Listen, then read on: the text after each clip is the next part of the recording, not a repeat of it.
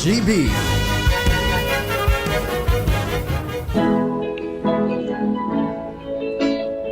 Marhay na hapon, magandang hapon. Good afternoon to everyone. Sister Jessie po, welcome sa Usapang Bukasyon ACI. Shout out sa gabos na ACI sisters, ACI family, at mga Rafaelians. Today is Friday, March 2026. 2 days from now is the 5th Sunday of Lent, where we will witness from the Gospel of John, Jesus raising Lazarus, revealing that He is our life and resurrection, victorious over death, and the source of our sure hope.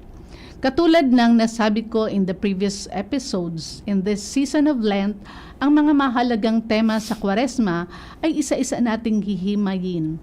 Ipagpapatuloy natin ngayong hapon sa ating episode tungkol sa dakilang pag-ibig ng Diyos. He loves us like no other. By the way, to honor the Lenten season, wala po muna tayong mga guest performers. Ang susunod na performance ay sa Easter na po.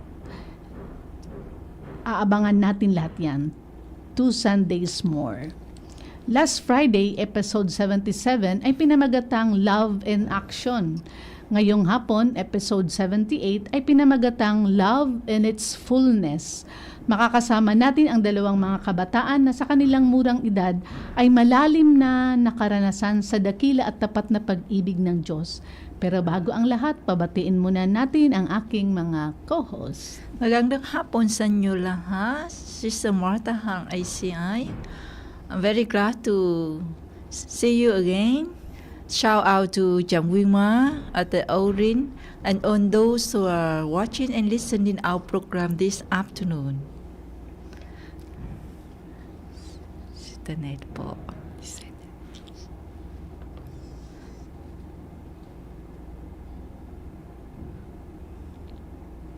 Hello, Sister. Okay, good afternoon, Sister Ned. Sister Santo. Salamat this morning. Salamat po sa paghatid kahit very early po. Thank you very much. Greetings from Quezon City. And then belated happy birthday kay Sister Dai Marqueses. Shout out kay Sister Francia, Sister Aline, Sister Sha, Sister Lumen and her community. Shout out din kay Sister Maria Chi, Sister Annie, shout out din kay Sister Amabel at sa kanyang mga novices. Shout out din kay Hannah, Aspirant Key at sa lahat ng mga sumusuporta sa Usapang Bukasyon ACI, labi na sa ako ang Papa o mga igsuon, Ate Gigi, Mani Jojo o Charity. Naniniwala ka ba sa kasabihang love conquers all? Pinatotohanan ito ni Jesus na walang kahit na anong rejection, abandonment, pagkakanulo, katigasan ng puso o kamatayan ang makapipigil sa kanya sa pagbibigay ng kanyang buong buhay. Bawat patak ng kanyang dugo hanggang sa kahuli-hulihan nito ay nagpapakita ng tunay na pag-ibig.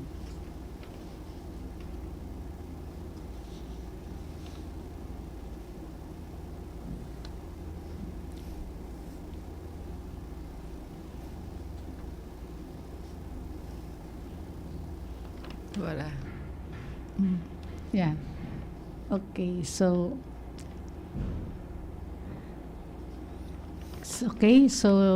now medyo mahina yata ang signal ni Sister Net. So patuloy po natin. So please let us listen to our guest for today. Please tell us about yourself and shout out na rin po. Sige, sinong mauna? Am or si Jill? Hello, and Jill.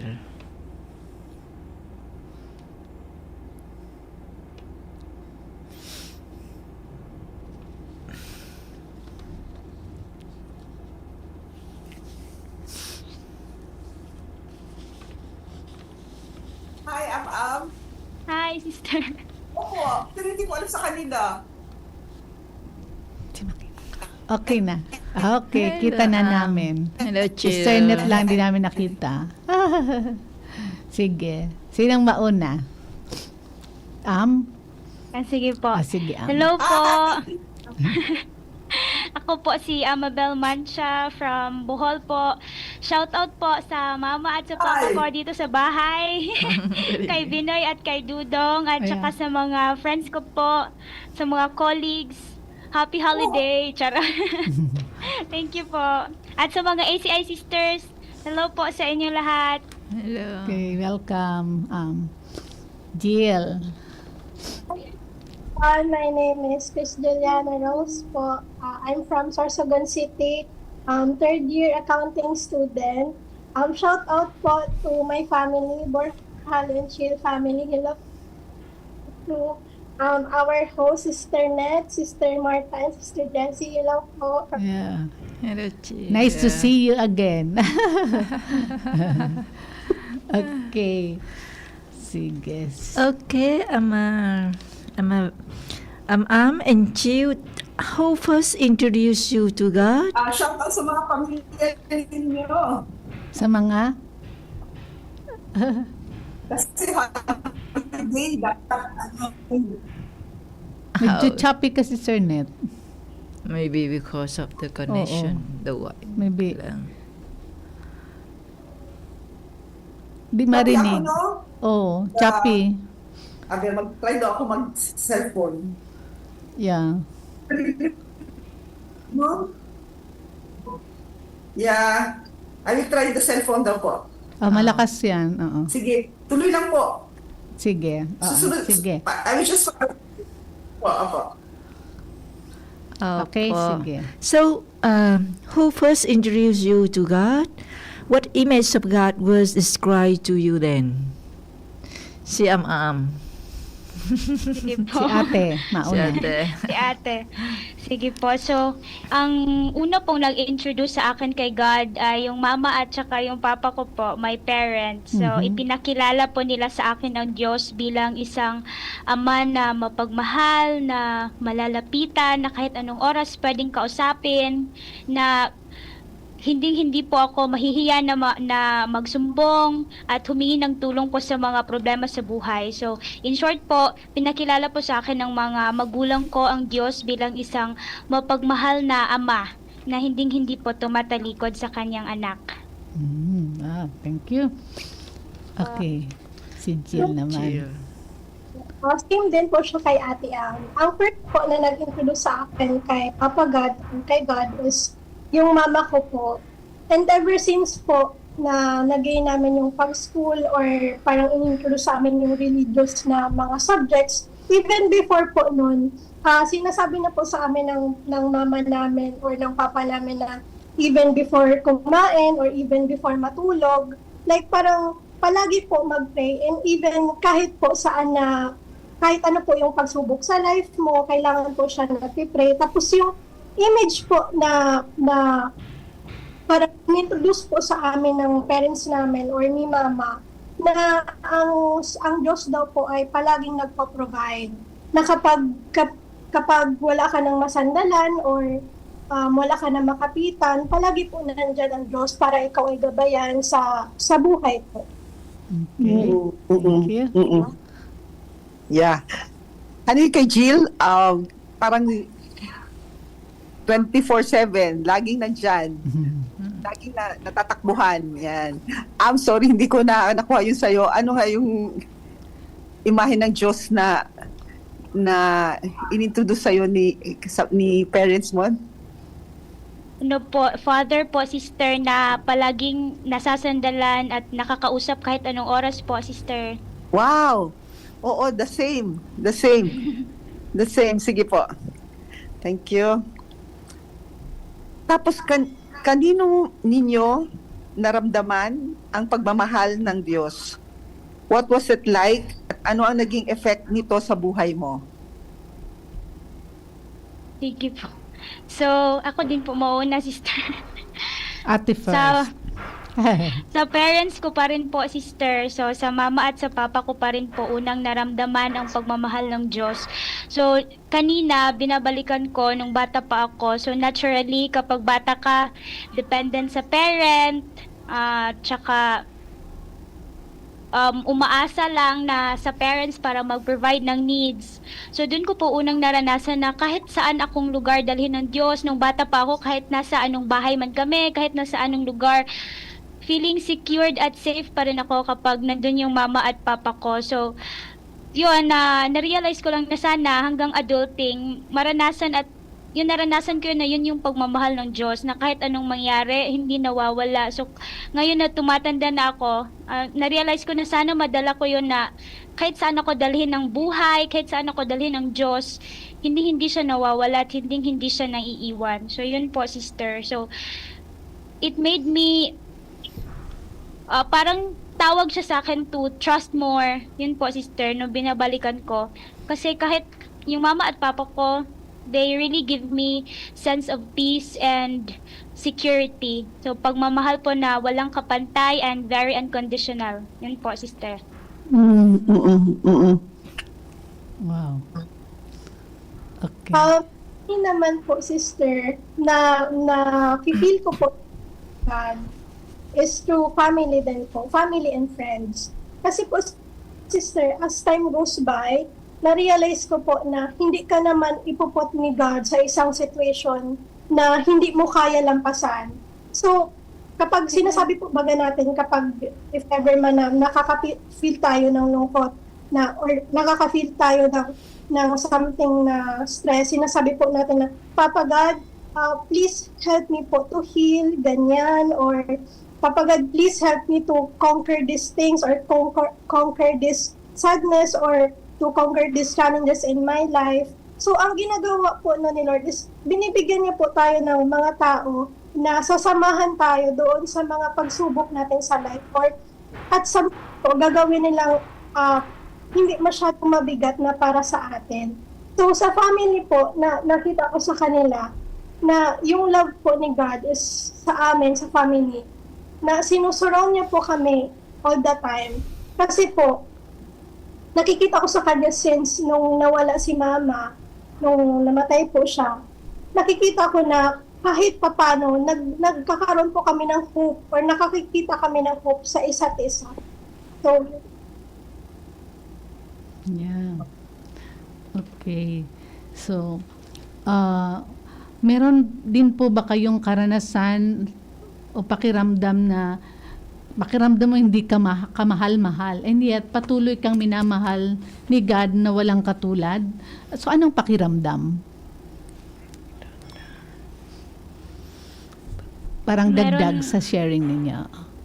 Kung nakaranas kayo na hindi kayo minahal, hindi ka kamahal-mahal, pero andyan ang Diyos.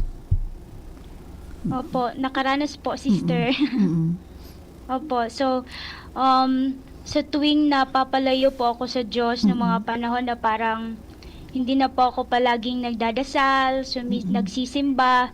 So, feeling ko po noon, hindi ako kamahal-mahal ng Diyos kasi hindi ko deserve yung pagmamahal niya. Yun po, sister. So, feeling ko, hindi ako dapat mahalin niya kasi lumalayo ako sa kanya, tapos parang tumatakbo-takbo, ganun po, sister. Pero pag binabalikan ko, hindi naman po talaga kasi siya nawala. So, kahit naging unfaithful ako, He remains faithful ever since. So, simula nung una hanggang ngayon, so kahit nung mga panahon na parang nawawala ako sa faith ko, sa spiritual journey ko, nandun pa rin po ang Diyos. So, yung una ko pong naramdaman noon na minamahal po niya ako unconditionally. At first, nagigilty po ako, sister. So, parang nahihiya na bumalik sa Diyos, na makipag-usap ulit kasi yung feeling ng guilt. Pero, na-realize ko over time na ito yung parang sa yung pagmamahal po na handang-handa kang yakapin ulit kasi hindi ka naman talaga iniwan. So, He has been very faithful to me po ever since. So, kahit nung mga, yun nga po, nung mga panahon na nawawala ako sa faith journey ko, nandun pa rin po siya, sister. So, sinasamahan ako, sinasagot yung mga prayers ko. So, yun po. So, it allowed me to na magmahal po, na bumalik sa kanya. Yun po, sister. Okay, thank you, Jill? ako naman po, sister, siguro po yung moments na feeling ko hindi na ako kamahal-mahal is yung na-doubt ko na po yung mga nangyayari sa life ko. Tapos kina-question ko na po. Pero po, as time goes by, na parang feeling mo na masyado ka nang masama sa mga ganun. Feeling mo, sister, parang siguro hindi niya na ako mahal. Siguro mga question mo po, sister, na parang pagda-doubt po talaga sa kanya. Pero sister, as time goes by, na-realize ko po na dapat po hindi tayo nagda-doubt sa love or sa mga plans niya para sa atin. Kasi we never know po, sister, kung ano man po yung future or what the future holds. Pero yun po, sister, yun lang po yung magkaroon po ng faith sa kanya. Yeah. Thank you. Na pansin ko na galing sa family, and then yung image ni God na na-form, yung experience nyo kay God o description nyo kay God, nakuha nyo yun from your experience sa pamilya, especially yung pagiging nandyan, no? Yung parang Emmanuel, na God is with us, and then yung faithfulness ni God, na pareho kayong nagsabi na parang at one point in your life, parang iniwan nyo si God, lumayo kayo sa Kanya. And that yung constancy, yung abiding love niya, yun din yung naghatak sa inyo pabalik sa Kanya. So yun, and then na-mention nyo rin na parang because of that, first is naging trusting, no? You trust, nagkaroon kayo ng lakas ng loob na magtiwala. Siguro hindi lang sa Diyos, kundi magtiwala din sa sarili, na kakayanin, lulusutan, kakayanin yung mga kung ano man yung mga na i-face na mga battles sa buhay. So yun, kasi alam natin na may sasandalan tayo. So from the family, na doon natin naranasan yon, and then alam natin na it is the Lord. And it is always the Lord man talaga. And then through our families, yon. And then, meron ba sa inyo, follow-up question po, meron ba itong effect sa inyo na-mention nyo kanina yung love tsaka trust? At this point in your life, ano yung parang hamon sa inyo na pinaranas kayo ni God ng kanyang faithfulness, ng kanyang unconditional love, ng pagiging nandyan, yun, ano naman yung effect sa inyo ngayon, kung saan kayo ngayon sa buhay ninyo? Yun, with regards to kayo naman, ano naman yung response ninyo doon sa mga natanggap niyong faithfulness, etc., etc. Sige na po. Okay. Okay, so Share. dahil po sa natanggap ko na faithfulness at saka ng pagmamahal ng Diyos, ngayon po, parang tinatawag po ako ng Diyos na mas maging, yung po sinasabi niyo po, sister, mas maging trusting, mas magtiwala sa Diyos, na yung may mga bagay na kailangan mong harapin, mga problema, mga trials, at saka mga desisyon sa buhay na kailangan nang gawin. Yun po, sister. So, parang binibigyan ako ng assurance na simula noon hanggang ngayon, hindi kita iniwan. Kaya, yun, bakit hindi ka pa nagtitiwala? Yung parang ganun po, sister. Yung parang may mga pagdududa. Bakit, saan pa galing yung mga pagdududa mo na pinoprove naman po niya yung sarili niya talaga sa akin kahit hindi na po kailangan. So, yun po. Tama, oo. So, kumbaga kung ano siya noon, ganun siya ngayon, anong kinatatakutan sa future? Parang ganun. Opo. So, magtiwala. Yun yung malakas sa iyo ngayon, na magtiwala, kaya magdesisyon. Parang ganun. Smile naman dyan, Abs. Okay po. Thank Yes you, po. Abs. Thank you, Abs. Thank you po, sister. Si Jill naman. Ako naman po, sister, in return po doon sa trust and sa love and sa faith po sa akin ni God, yung effect po niya po sa akin is nagkaroon po ako ng deeper understanding sa mga tao. Like, kung po baga dati, mas sinasabi ko na dinadoubt ko po yung mga sinasabi or dinadoubt ko po yung mga nakikita ko sa kanila. Ngayon po, imbis po na tumingin ako like kung ano lang yung nakikita ko outside, parang mas iniintindi ko po sila on a deeper level of pain nila or thinking nila sa life, yung mga ganun po. Yeah. Si Jill is very young, yet ano na, ate-ate talaga to. Parang nanay-nanay na to ng pamilya dahil at very young yung nanay niya rin na nawala. CPA po yon, talagang grabe din magtrabaho. And we remember her mother introducing us si Jill. And the mother is very proud of her daughter. Tas alam kong mahirap yon. It was a time, a very difficult time na of course na hindi maintindihan bakit, no, yung ganun. Pero look at Jill now, after 2 years na Jill, no? O 1 year? 2 years na. So yun, 2 years. magto 2 years na, yeah, oo. Tapos dahan-dahan nilagay ni Lord na sa tamang lugar lahat. And then Jill is now 3rd year na ngayon. I'm sure her mom is very proud of her, and she really continues to accompany you in different level, of course, pero with her prayers. And kung nasa langit na yon, talaga double na prayers. And I'm really happy kung ano ka naging, Jill, kahit even with that pain. And that pain strengthened you. Mas nag-mature ka talaga. Totoo yun. Sister, like, after po nung mga nangyari sa mom ko, feeling ko po, sister, kaya ko na po i-conquer lahat ng mga challenges po in the future kasi po, na-realize ko na parang na-conquer ko na po kasi yung pinakamabigat, yung na challenge ng life ko, which is yung mawala ng mom. So yung po na yun, parang tinurn po siya ni Papa God as strength. Yes.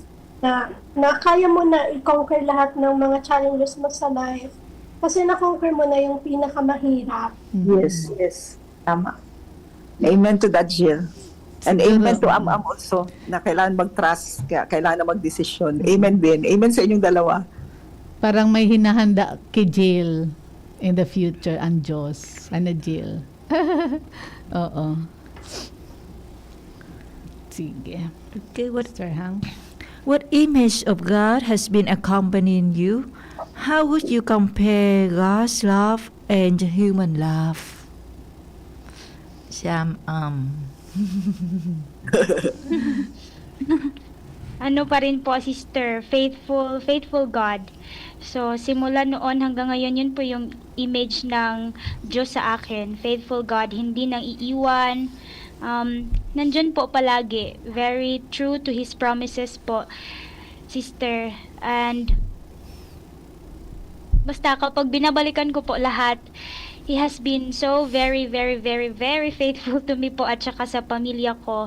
So, very grateful po sa Diyos. At saka ano po, sister, kung i-compare ko yung God's love to human love, may pagkakaparehas naman po kasi una kong naranasan yung pagmamahal ng Diyos galing sa parents ko at saka sa mga tao na sinisend niya sa buhay ko. Pero God's love is deeper than human love kasi minsan yung pagmamahal ng tao na napapagod.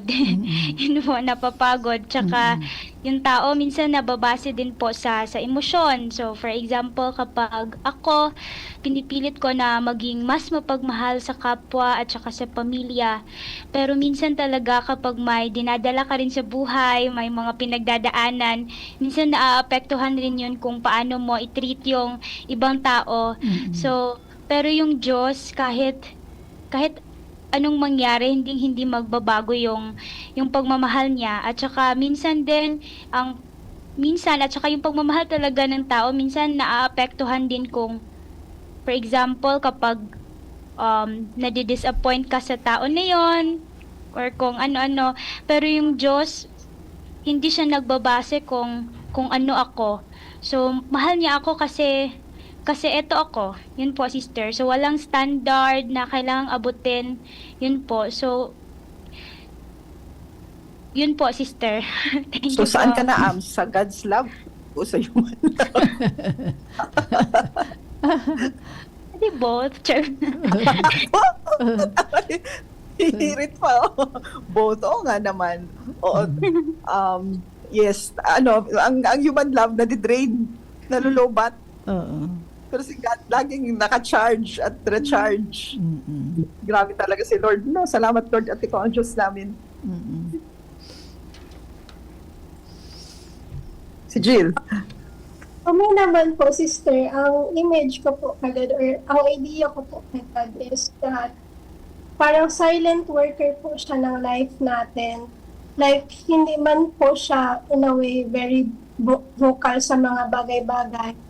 Or hindi niya po sa atin, like, sinasabi ng direct. Pero po, yung pag-work po niya sa atin, or yung mga goodness, yung mga blessings na binibigay niya po sa atin in silent ways po.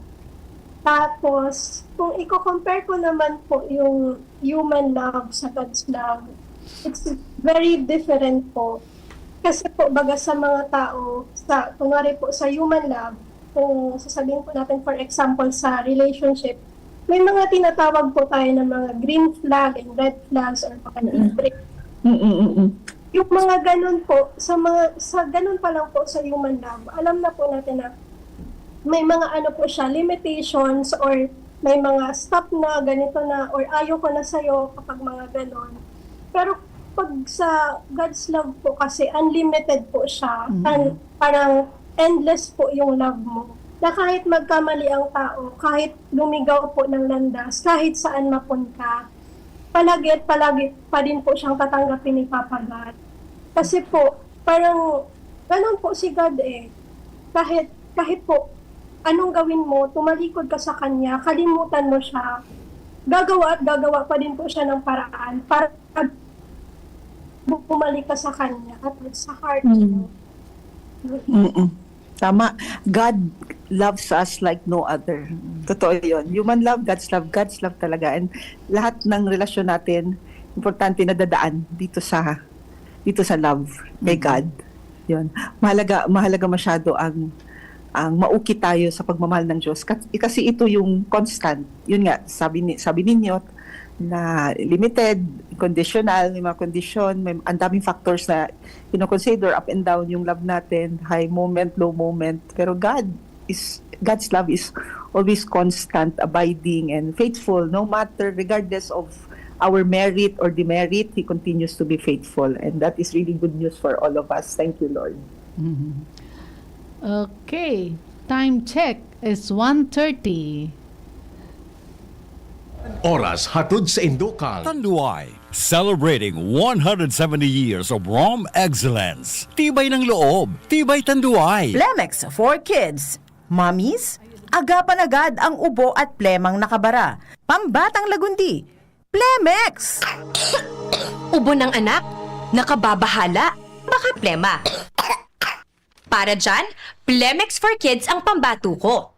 Ang Plemex for Kids ay gawa sa lagundi. Tinutunaw at pinalalabas ang plema. Ginhawa para sa bata, peace of mind para kay mommy. Camille Prats Yambao po, nagfi-flex for Plemex. Pambatang lagundi, Plemex! Vitex Segundo L is the generic name of Plemex for kids. If symptoms persist, consult your doctor. Mommies, agapan agad ang ubo at plemang nakabara. Pambatang lagundi, Plemex! Tuhod, siko, baywang, aray! Pag laging pasan ang sakit sa kasukasuan, sign na yan ng arthritis o joint deterioration. Karaniwan kapag nagkakaedad na, kailangan ng tibay at ginhawang makakapitan. Kaya ng artrisin yan. May undenatured type 2 collagen at methylsulfonyl methane na maaaring makatulong protektahan ang kalusugan ng kasukasuan. Make the right move. Uminom ng artrisin araw-araw. Mabibili ang artrisin sa mga leading drugstores nationwide. Mahalaga ang paalala, ang artrisin ay hindi gamot at hindi maaaring gamitin panggamot sa anumang uri ng sakit. Hay nako, ang cute talaga ng pamangkin ko. Mana sa titang nurse na maganda. 9 months na itong pamangkin ko. Dapat mabakunahan na ito ng MMR para sa ligdas, beke at German measles. At meron pang IPV2 na dagdag proteksyon para sa polio. Kayo ha, kumpletuhin ang bakuna para siguradong lumaki ng malusog si baby. Tandaan, wais pagkumpleto ang bakuna ni baby at ang wais ay laging ligtas. Paalala mula sa DOH Bicol Center for Health Development. Bakunang angat, serbisyong dapat. Sa presyong abot kaya at matapat. Lahat ng yan, nasa Rabvax. Nakagat o nakalmot ka ba? Huwag mag-alala. Rabvax Animal Bite Center ang inyong kaagapay para sa pinagkakatiwalaan, mura, ligtas at siguradong proteksyon laban sa rabies. Bukas po kami 8 a.m. to 5 p.m. mula Lunes hanggang Sabado, 8 a.m. to 12 na naman every Sunday. And on holiday, pwedeng-pwede pati walk-in. Ang aming mga branches, Ravvax Legazpi, R&R Suite, Sagmin, Legazpi City, near Aleco. Ravvax Ligao, in Barangay Tuburan, Ligao City. Ravvax Tabaco, beside Siga Hospital. Ravvax Iriga, in front of Yusan Iriga. Ravvax Irusin Sorsogon, malapit sa Irusin District Hospital. And now open, Ravvax Masbate, along Municipal Road, Barangay Kalipay, Masbate City. Ravvax Pilar, Ravvax Castilla, Ravvax Pioduran, and Ravvax Cubao Metro Manila. Like us on Facebook. Maging bakunado at protektado. Piliin ang alagang Ravvax.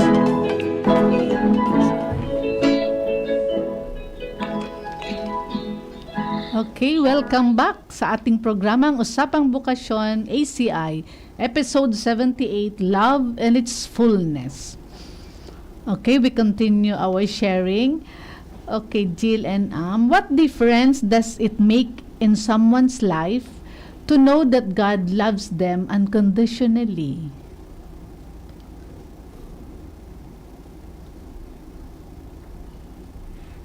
Okay, sino? Si ate? Sige, ako po, sister. Okay. Pag nalaman po na isang tao na mahal siya ng Diyos, God loves his or her unconditionally, it gives, ako po, sa sarili ko, it gives me full trust. So, mas gumagaan po yung buhay kasi yung buhay naman po hindi palaging bed of roses. Hindi palaging masaya, hindi palaging okay. So minsan din may mga problema, may mga pagsubok na pagdadaanan.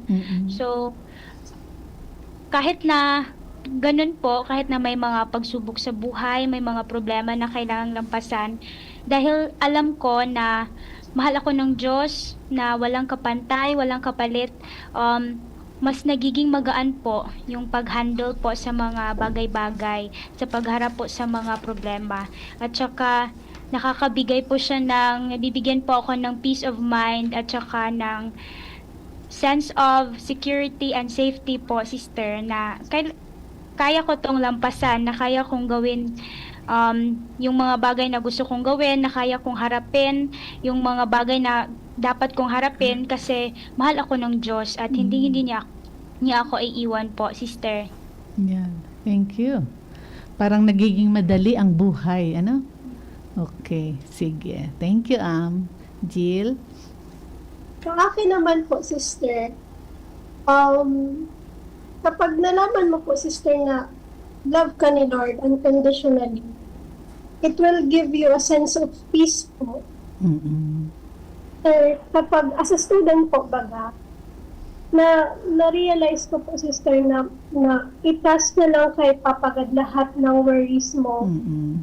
As a ate, as a student, lahat po yun, kailangan natin sa kanya ikatiwalaan lang. So, peace po siya in a sense na hindi ka na po, sister, mag-iisip. Paano kapag hindi ako nakapasok, paano kung hindi ako nakapasa, paano kung hindi ako makarecite. So, ang mo lang po, sister, is i-trust na lang po sa kanya na mag-pray, na sabihin sa kanya na, Papa God, kahit ganito lang yung na-study ko, sana po kayo na ang bahala sa akin, kayo ang mag-lead, kayo ang mag-show sa akin. Ganun po, sister. Yeah, totoo yan. Okay. So, nakaka-inspired, di ba, ang pagmamahal ng Diyos. Kung sa pagkain, napakasarap namnamin, nakakabusog. Di ba? I-describe natin. Say something. Yeah. Pwede natin ito tanungin, why do you think God loves us even to the point of death?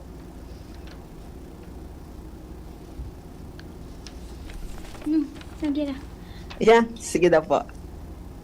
Ano po, kasi kanina po, sister, iniisip ko, bakit nga ba nagpakamatay ang Diyos para sa pagmamahal niya sa akin, sa atin? Tapos, siguro kasi ganun po siya magmahal, sister. At saka, siguro hindi ko yun talaga kayang intindihin. Bakit siya nagpakamatay para sa akin, para sa atin, para iligtas ako. Kasi, yun siya eh, God's love is eternal at saka mahal na mahal niya po tayo kaya binigay niya po yung sarili niyang anak para sa atin, para iligtas po tayo. So, kaya hindi po talaga kayang pantayan ng tao ang pagmamahal ng Diyos po, sister. Kasi, yun nga po yung sinabi kanina, limited ang pagmamahal ng tao, may mga standard, ganun po. Pero ang pagmamahal ng Diyos, kaya niyang ibigay lahat para sa atin. Kasi kung iisipin ko sa pagiging human, for example, na kukunin sa'yo yung anak mo para iligtas yung iba, ibibigay mo ba yung buhay ng anak mo para iligtas yung iba? Di ba ang hirap gawin nun? Parang hindi yun magagawa ng tao. Pero kasi Diyos siya at saka mahal na mahal niya tayo. Kaya yun po, sister, nagpakamatay po siya para sa atin dahil po sa pagmamahal. Yun po. Yeah. Jill? Ako naman po, sister, siguro po, ginawa po yun ni God na tinignan yung life na even at the point of death. Kasi po, sister, very unconditional po talaga yung love. Kasi sino naman po, sister, yung taong kayang or handang mamatay para sa kasalanan ng ibang tao? Kumagin na lang po, sister, sa tao po, di ba? Sinasabi na, bakit ko naman gagawin yun? Hindi ko naman kasalanan yun. Kasalanan mo yun.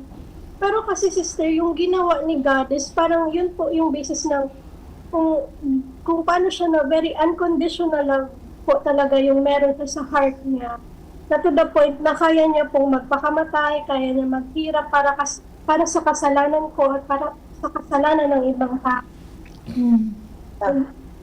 Ang ganda pakinggan no, na walang pwedeng pumantay sa pagmamahal ng Diyos. Hindi pwedeng pantayan na kahit anong pagmamahal na makatao ng tao ang pagmamahal ni God. Yun, totoo yun. At ito na yung pinagdidiwang natin ngayong Lenten season and then culminating in Easter. Yun yung pinakagrasya talaga na buhay. Totoo ang Diyos at buhay siya. Kaya may saysay lahat. Even yung mga sakripisyo natin, lahat yan may saysay dahil buhay ang Diyos at ang kanyang pagmamahal sa atin ay His love is the only one that never changes. Even changes, but only God's love is eternal. And that is really the good news for all believers. Yun, yung naniniwala, blessed are we, blessed are you, kasi masasandalan ang Diyos. Alam natin yun, kahit mga bata pa lang kayo, may mga karanasan na kayo na you were also tried with trials, with difficulties, with challenges sa buhay. And then there were also times na lumayo kayo kay God, nag-doubt kayo kay God. And yet, ano ang solusyon? Ano ang sagot sa lahat na ito? Is yun, si kagurangnan, ang Diyos, at ang ating pagtitiwala, pananalig sa Kanya. Kaya salamat uli kagurangnan. Thank you, Lord. Salamat, Ginoo. Amen. Amen. So if you if you had to describe God's love in your own words, what should you say? What would you say? God's po, Yeah. Sige. Yes. here po, God's love is faithful and unconditional. Yun po, sister. Always present, never absent. Yeah. Yun po, sister. In any season of life. Yeah. Emmanuel. Emmanuel. Thank you, Jill. Thank you po, sister. Same po, sister, kay Ate A. To me po, God's love is unconditional. And sometimes in silent ways. So, yung love po ni God sa atin is, sabi po talaga siya unconditional since yung mga, tulad po ng sinabi natin kanina is, kahit na po na tumalikod ka sa Kanya, or kahit parang tumuway ka sa landas, ganyan, palagi at palagi pa din po tayong babalik sa Kanya. Yeah. And sisters, how about you, sister? What is your best description of God also? The love of God is truly, yun nga, unconditional. It is the love that can change a person. It is the love of God that can change a person. Bisa sa aking mga karanasan. Dahil sa pagmamahal, kaya nakakapabago ng tao. Oo. Thank you. Sister Martha? For me, the love of God is divine love, and the God of love is the God of faithful, the God of always taking care of us, never abandon us. The God of the love of God is unconditional love that nobody can love us like this. Yeah. So, itong team natin ngayon, tayong 5 tayo no, sa team ngayon na nagto-talk about love in its fullness. And then, we really describe God as someone faithful. No? Yun yung nangibabaw talaga kahit madre man or magmamadre or hindi magmamadre. Lahat, parang encompassing, lahat tayo nakaranas ng pagiging faithful ni God. So, yun, conclusion, God's love is faithful and unconditional. Kahit faithful siya, if you are not faithful, He will remain faithful. Yan. Additional, Sir Net. Yes po. He will always give the best for us. Yeah. Yan lang talaga. What is best for us, He will give it to us. Kahit hindi Kumbaga, tayo deserve. Yes. Kahit hindi natin hinihingi, ibibigay niya. Yun, ako sa karanasan ko yun. Yes. Kahit hindi ako deserve, hindi ko hinihingi, ibibigay niya because alam niya yun ang best para sa akin. At totoo nga. So likewise, sister, yan, that can also be applied to God's will, no? Yeah. God's will, yun, yung gusto ni God, yun ang best for you. Yun. And then, kung ang buhay natin naka-align doon sa gusto niya, ginusto niya, that would really spell joy. Yeah. Kahit na parang ang daming balakid, pero kung manaig ang pananalig at pagtitiwala sa Kanya, then joy is yours. Hindi lang sa'yo, also extended to your families and loved ones. Kasi He is faithful. Yun lang yun. If you truly believe that He is faithful, nothing can go wrong. Yeah. Parang ang daming trials. Kaya, tuloy-tuloy pa. Kaya siguro ganun na lang ang effort ni Mama Mary, na ilapit sa kanyang anak. Kasi alam niya kung gaano kaganda, kabuti, kasaya ang maging malapit sa Diyos. Kasi naranasan niya. So, kaya gano'n na lang, lahat na ginagawa ni Mama Mary'ng way para ilapit ang tao sa kanyang anak. Yes. Naalala ko tuloy yung simpleng kanta ng mga charismatic. Ang buhay ng Kristiyano ay masayang tunay. Ayan. Yun, parang hindi lang, noon sasayaw-sayaw lang tayo na hindi natin naintindihan, no? Pero totoo, kung if you are with God, kahit maraming trials yan, we will have inner peace and inner kapayapaan talaga kahit na ano man mangyari. Basta kapit lang. Kasi makakapitan naman talaga siya at masasandalan. Yun yung gusto niyang sabihin sa mga nakikinig ngayon na it's worth trusting Him kasi maaasahan siya. Masasandalan. Sa Bisaya, masaligan. Yun, as in. And then secondly is about Mama Mary. Yeah, tinuod. The main mission of Mama Mary is really to draw people to her son. Yun. Hindi po siya nakikipagkompetensya kay God. Siya po ay bridge para mas mapalapit pa tayo sa Diyos. Ayan, it's another thing also that I'm sure all of us have experienced. Mama Mary drawing us, bringing us to her son. Yan po. Kasi siya mismo ang unang nakaranas ng kabutihan ng Diyos, di ba? The best. Yes. Siya ang unang nakareceive ng best na pagmamahal ng Diyos, di ba? Mm-mm. At gusto niya yan i-share sa lahat na tao. na katulad niya. Oo. Dahil na kayang ibigay ng Diyos. Kung binigay sa kanya yung ganun na gandang buhay, to be happy eternally, yun din ang gusto ni Mama Mary na ibigay sa ating lahat. Kasi yun, naranasan niya bilang tao. Right? Yes. Now, do you have a favorite Bible verse that speaks about God's love? Yes po, sister. Yung sa akin po, sister, di na po ako lang yung John 3:16 po, sister. For God so loved the world that He gave us His only Son, that whoever believes in Him shall have eternal life. Yun po, sister. Yes. Amen. Yeah, thank you. Jill. Me naman po, sister, may backstory po to bakit po siya naging favorite.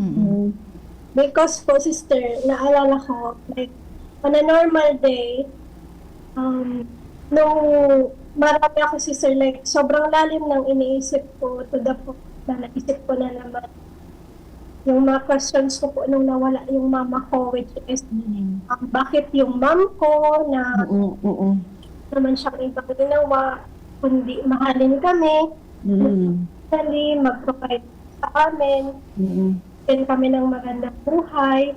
So, or yung mga questions na why does the heaven needs you more than we do? Po, siya madali kinuha, something po na mga ganun. So, po with the sadness on that day, naisipan ko po siya like mag-clean ng house. And then, on parang side po ng sofa namin, may nakita ako ng mga crumpled paper na mga galing sa staff ng kapatid ko sa mga. And then, hindi po ako usually nagtatapon ng paper ng basta-basta lang. Kasi po, yung mga important documents. Tapos, nung inopen ko po, sister, yung isang crumpled paper, may nakita po ako doon na sinulat po siya ng kapatid ko na Bible verse, which is yung Proverbs 3 verse 5. Trust in the Lord with all your heart and lean not on your own understanding. That day din po, na-realize ko, sister, na since yung mga inisip po baga natin usually is kung ano na lang po yung nararanasan natin, nare-realize po natin na ganito yung nangyari sa atin kasi meant to be siya. Or kung ano na lang po yung naiintindihan natin sa mga ginagawa natin, yun na lang po yung tinatrack. Hindi po natin nakikita yung mga like outside the box of it po. Like kung ano man yung mga plans na parang nasiset aside na po siya kaysa po dun sa parang tinatras na lang or iniintindi na lang po natin yung mga kung ano po yung naiintindihan natin, yung understanding natin. Yeah. Thank you. Okay. So how can we reflect God's love to others?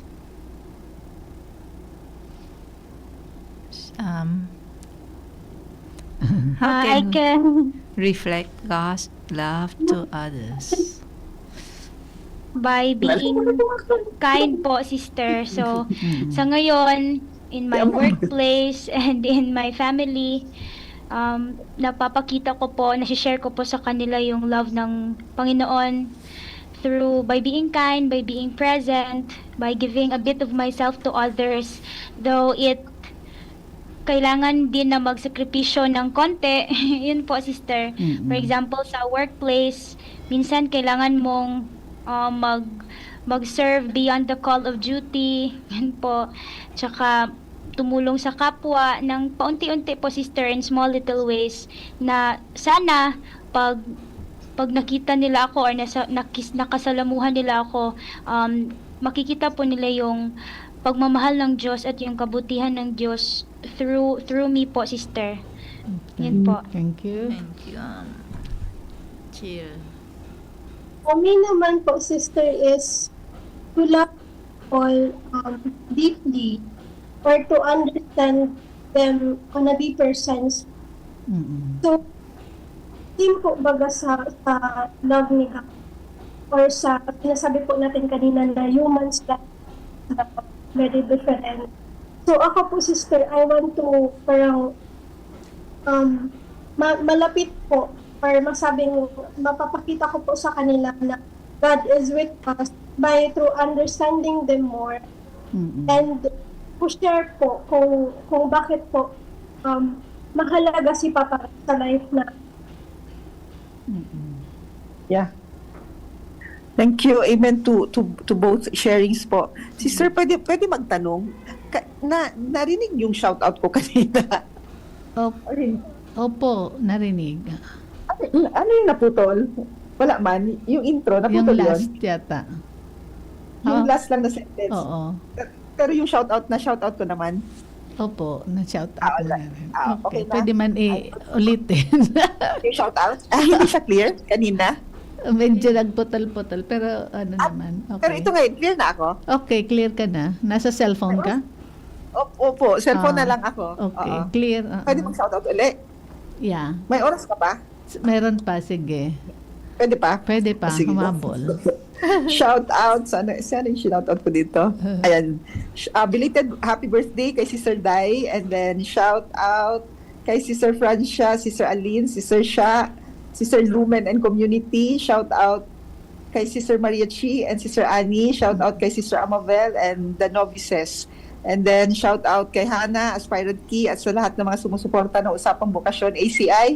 Labi na sa ako ang papa ug mga igsuon, Ate Gigi, Manoy Jojo ug Charity.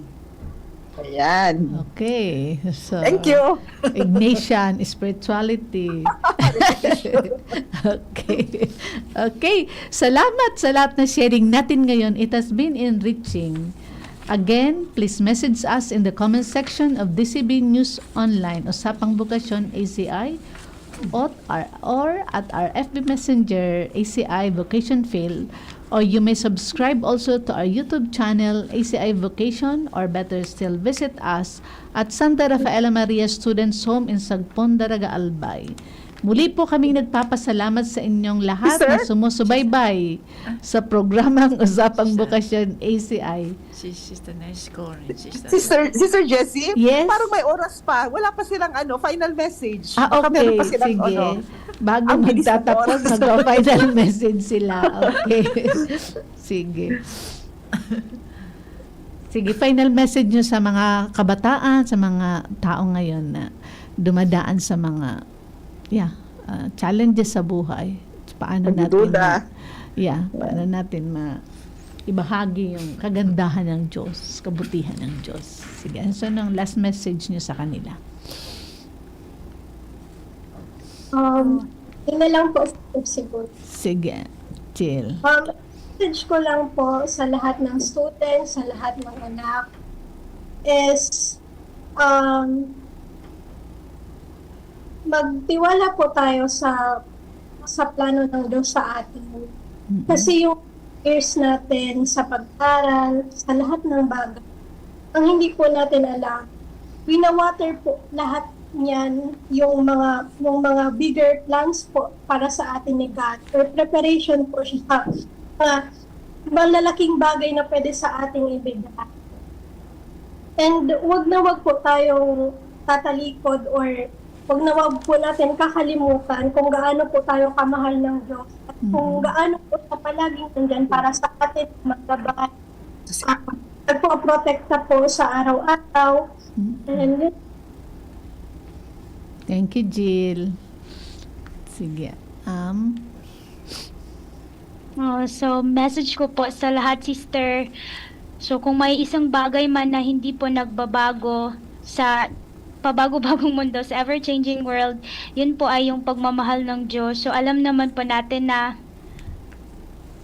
may war, na ang buhay ay hindi madali. Minsan, pataas na yung presyo ng fuel, ng gasolina, yun po, sister. Pero hindi po tayo dapat mawala ng pag-asa kasi may Diyos. Buhay po ang Diyos at siya po ay totoo.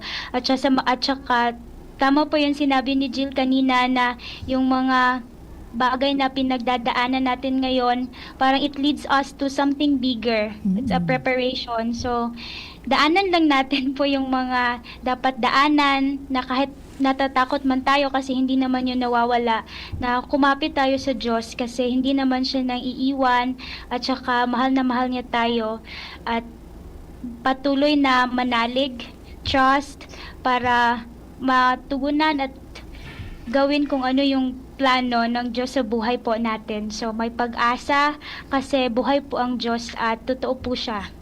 Yun po, sister. Okay. So, salamat. Sister Net, do you have your final message also? Ihahabol ka pong message bago natin tatapusin ang programa ngayong hapon? Mute ko po, sister. Mute. Mute, Sister Net. Unmute po. Di marinig.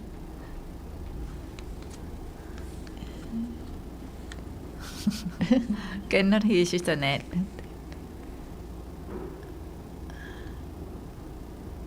Okay na po, sister. Thank you very much Okay po. na? Thank you po. Okay, so salamat sa ating mga bisita ngayong hapon, Teacher Amabel Sanico at Rafaelian Jill Borhal, at ang inyong mga handmaid, Sister Jessie, Sister Net, Sister Hang. Salamat po at hanggang sa muli. See you next Friday. Regard sa mga taga-Bohol, sa mga parents, ma'am.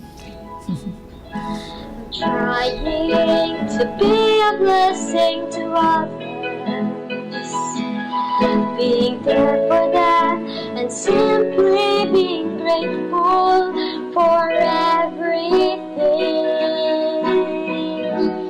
After all, Eucharist means thanksgiving, when service becomes an overflow of a grateful heart. That is life.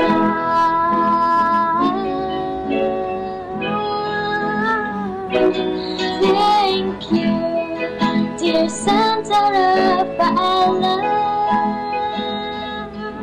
I know how much you always love. Attention! Attention! Mga paraan